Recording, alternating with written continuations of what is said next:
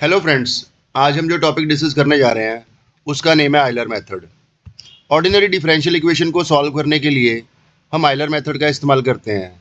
सबसे पहले हमारे पास यही टॉपिक आता है। इसमें हम कवर करेंगे इसकी डेफिनेशन, इसका फॉर्मूला, इसकी ग्राफ रिप्रेजेंटेशन और हम इसके एग्जाम्पल को कवर करेंगे। ठीक, बहुत ही ईजी स्टेप से इसके फॉर्मूले को कैसे याद करना है, कैसे हम उसे यूज़ करते हैं प्रॉपरली, सारा कुछ इसमें हम सीखेंगे जी। सो हम सबसे पहले देख लेते हैं definition of Euler method. The Euler method is a numerical technique used for approximating solution to ordinary differential equation with initial condition। अब ये डेफिनेशन को समझना बहुत ही आसान हो जाएगा। अगर आप एग्जाम्पल को सॉल्व करोगे तो आपको पता लग जाएगा जी। सबसे पहले हमें भी पता है कि ये न्यूमेरिकल मेथड की एक टेक्निक है। किस लिए इस्तेमाल करते हैं जी? फॉर अप्रॉक्सीमेटिंग सोल्यूशन, अंदाजे वाला कि हाँ क्या सोल्यूशन हो सकता है जी एग्जैक्ट हमारे पास ऑर्डिनरी डिफरेंशियल इक्वेशन को सॉल्व करते हुए विद देयर इनिशियल कंडीशन। हमें कोई ना कोई इनिशियल कंडीशन गिवन होगी, उससे हम किसी आने वाली कंडीशन या अपकमिंग कंडीशन को सॉल्व करेंगे। उसके लिए हमें एक फार्मूला गिवन होता है। हम उस फार्मूले को जब इंप्लीमेंट करेंगे तब उसके बारे में डिस्कस करेंगे। यहाँ पे हमारे पास एक ग्राफ गिवन है। ग्राफ में हमारे पास हमने x0 और x1 को लिया है। इस ग्राफ को भी आगे हम कैसे मतलब ग्राफ में वैल्यूज कैसे आती हैं हमारे पास, इसको भी हम एग्जाम्पल से ही समझेंगे जी। ठीक है जी। तो चलो हम आगे देखते हैं कि हमारे पास एग्जाम्पल क्या है। हमारे पास एग्जाम्पल है, देखो क्वेश्चन जब भी आएगा उसमें गिवन होगा कि आपने कौन सा मेथड इस्तेमाल करना है। तो यहाँ पे क्वेश्चन लिखा हुआ है जी, use Euler method with a step size. Step size क्या हो जाता है हमारे पास, जो डिफरेंस होता है जी, 0.1 to approximate y03 for initial value problem dy by D X is equal to x plus Y, y0 is equal to 1। अब इस क्वेश्चन को देखो, हमेशा याद रखना, जो क्वेश्चन समझ जाता है उसको सब कुछ समझ आ जाता है, क्योंकि आधा सॉल्यूशन तो वही होता है, क्योंकि क्वेश्चन में ही सब कुछ गिवन होता है। बस एक क्वेश्चन में पूरा क्वेश्चन पढ़ लिया आपने, सेकंड आपने फॉर्मूला सही याद कर लिया, आपको सॉल्यूशन 100% मिल जाएगा। ठीक है जी। तो अब देखते हैं दोबारा, हमारे पास कुछ स्टेप साइज गिवन है y03। ठीक है जी। इसका मतलब क्या होता है कि x की जो वैल्यू है वो 03 है, जहां पे y की वैल्यू को फाइंड आउट करना है हमने। ठीक है जी। और जो हमारे पास डिफरेंशियल इक्वेशन गिवन है वो dy बाई डी एक्स है, जो is equal to X Y है। और y0 इज इक्वल टू 1 का क्या मतलब होता है हमारे पास, जो वैल्यू गिवन है, मतलब हमारे पास y की वैल्यू 1 है। कब 1 है? जब x की वैल्यू 0 है। इस बात को ध्यान से समझ लेना जी। y is equal to 1, y0 is equal to 1 का मतलब है हमारे पास कि हमारे पास y की वैल्यू 1 कब है? जब x की वैल्यू 0 है। ठीक है जी। इसका सॉल्यूशन देखते हैं। नेक्स्ट हम सॉल्यूशन क्या होगा हमारे पास।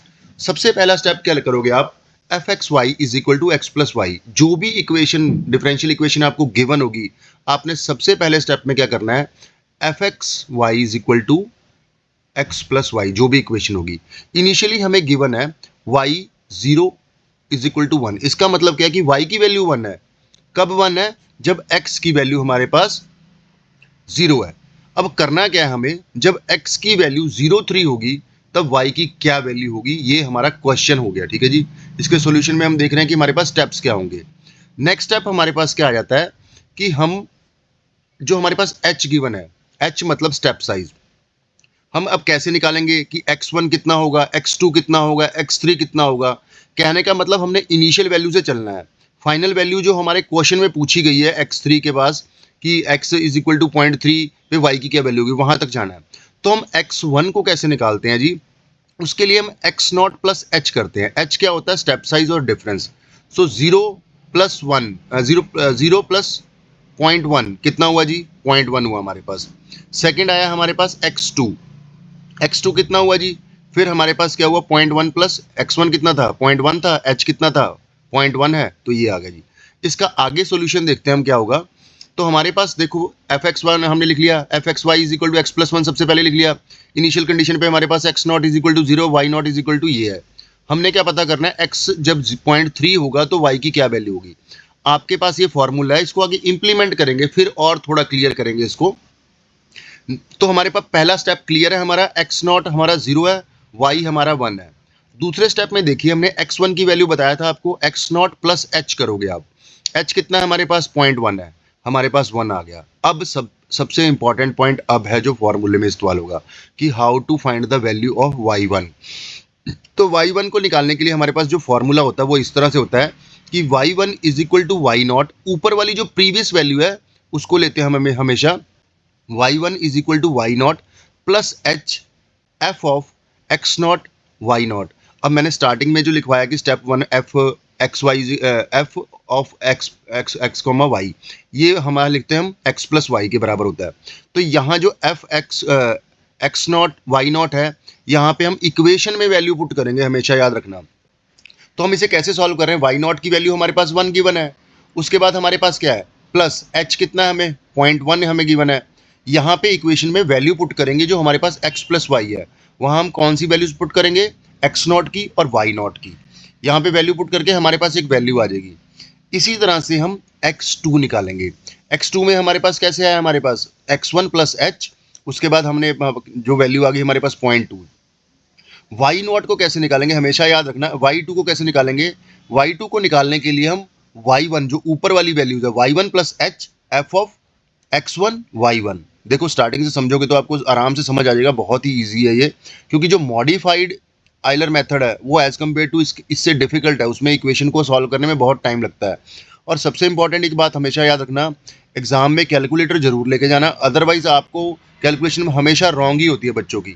कैलकुलेटर को इस्तेमाल करना भी सीख लो और कैलकुलेटर का इस्तेमाल करो। नेक्स्ट आ गया हमारे पास कि y2 को हमने कैसे निकाला है, y1 plus h F x1 y1।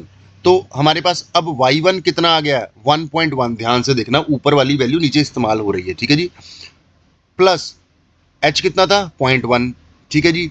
0.1 में हमने ऐड किया क्या, हमारे पास xy, अब हमारे पास x1 कितना है x1। ये कैलकुलेशन को 2-3 एग्जाम्पल को सॉल्व करना, अगर आप कहोगे कि और एग्जाम्पल लेके आए तो और एग्जाम्पल पे हम कोई ना कोई वीडियो बना लेंगे भाई, या आपसे शेयर कर देंगे कुछ ना कुछ ऐसा कंटेंट है ना।